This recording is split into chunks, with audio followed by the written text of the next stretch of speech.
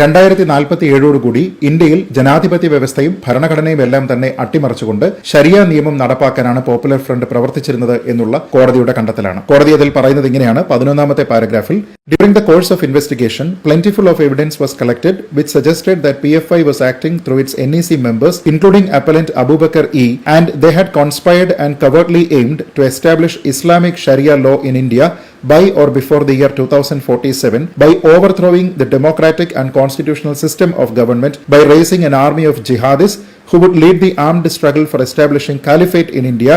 and to achieve said objective. അതായത് ഇന്ത്യയിലുള്ള ജനാധിപത്യ ഭരണക്രമത്തിനെയും അതേപോലെ നമ്മുടെ ഭരണഘടനയും അട്ടിമറിച്ചുകൊണ്ട് ഒരുപറ്റം ജിഹാദികളെ സംഘടിപ്പിച്ചുകൊണ്ട് 2047 അതിനു മുൻപോ ഇസ്ലാമിക നിയമം അല്ലെങ്കിൽ ശരിയ നിയമം നടപ്പാക്കിക്കൊണ്ട് ഇന്ത്യയിൽ ഒരു കാലിഫേറ്റ് സ്ഥാപിക്കുന്നതിന് വേണ്ടിയിട്ടുള്ള പ്രവർത്തനങ്ങളാണ് പോപ്പുലർ ഫ്രണ്ട് നടത്തിയിരുന്നത് എന്നുള്ള ഗുരുതരമായിട്ടുള്ള കണ്ടെത്തലാണ് ഇവിടെ ഡൽഹി ഹൈക്കോടതിയുടെ ഭാഗത്തു നിന്നും ഉണ്ടായിരിക്കുന്നത്.